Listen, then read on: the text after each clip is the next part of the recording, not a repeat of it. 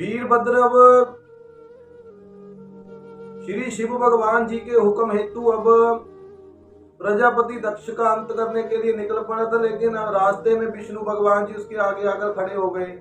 विष्णु भगवान जी ने कहा कि मैंने भी दक्ष को वचन दिया है कि मैं तुम्हारी मुश्किल समय में तुम्हारी रक्षा करूंगा। तो वीरभद्र बोला कि नारायण आप मेरे लिए श्री शिव भगवान जैसे ही हो, आदरणीय हो, लेकिन मैं क्या करूं, मुझे भी मेरे प्रभु ने अब आज्ञा दी है। तो विष्णु भगवान जी ने कहा कि वीरभद्र रुको, महादेव फिर कोई ऐसी व्योंत बना देंगे कि तुम्हें मेरे से भी छुड़ा कर ले जाएंगे, मेरे वचन से भी।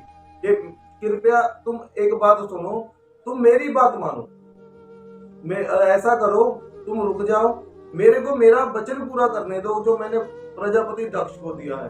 तो वीरभद्र बोला ठीक है नारायण, हाथ जोड़कर बोला कि मैं रुक जाता हूँ, तो क्योंकि आप मेरे लिए महादेव समान ही हो। तो महादेव को ये बात का एहसास हुआ कि श्री विष्णु भगवान जी ने रास्ते में वीरभद्र को रोक लिया है। तो अब महादेव जी ने ना अपनी एक और, श्री शिव भगवान जी ने अपनी एक और केसों की जटा निकाली, खींचकर ऐसे जटा फेंक दी। तो उस जटा से पैदा हुई भद्रकाली, शमशान की देवी माता भद्रकाली, क्रोधित रूप भद्रकाली माता, जो के विनाश, जो के एक प्रकृति ऐसी है कि वीरभद्र ही है, वीरभद्र जैसी एक आकृति है जो के वीरभद्र रूप, जो के श्री शिव भगवान जी का रूप, ये पूरे संसार की प्रलय जिसमें समाई हुई है, वो माता वीरभद्र को अब मुक्त करवाएगी श्री विष्णु भगवान जी के उस वचन से, जिस वचन ने वीरभद्र को रास्ते में ही रोक लिया था। तो भद्रकाली माता ने कहा कि जी भोलेनाथ जी, महादेव आप आज्ञा दीजिए, मुझे क्या करना है। तो श्री शिव भगवान ने कहा कि भद्रकाली जाओ, वीरभद्र को विष्णु के वचन से मुक्त करवाओ। अब वीरभद्र तो रुका हुआ था, तो भद्रकाली ने क्या किया, भद्रकाली माता गई और अब वो वीरभद्र के अंदर ही अपना वास कर गई।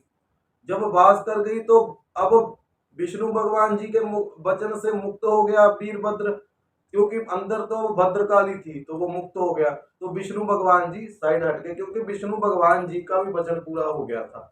अब प्रजापति दक्ष के अंत हेतु वीरभद्र निकल चुका था, वीरभद्र के अंदर ही भद्रकाली ने वास कर लिया था। अब पावर जो थी और भी डबल हो चुकी थी।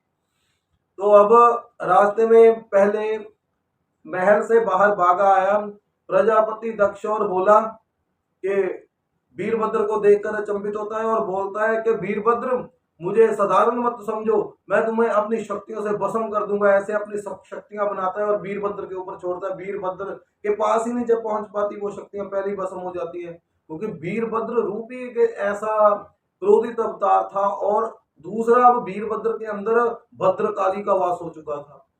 तो अब कल आगे बताएंगे कि कैसे अब वीरभद्र, जिसके अंदर भद्रकाली का वास था, वो कैसे प्रजापति दक्ष का गला काट देता है और वो गला उसके यज्ञ की अग्नि में जाकर सड़ जाता है। तो उसके बाद आगे कथा बताएंगे।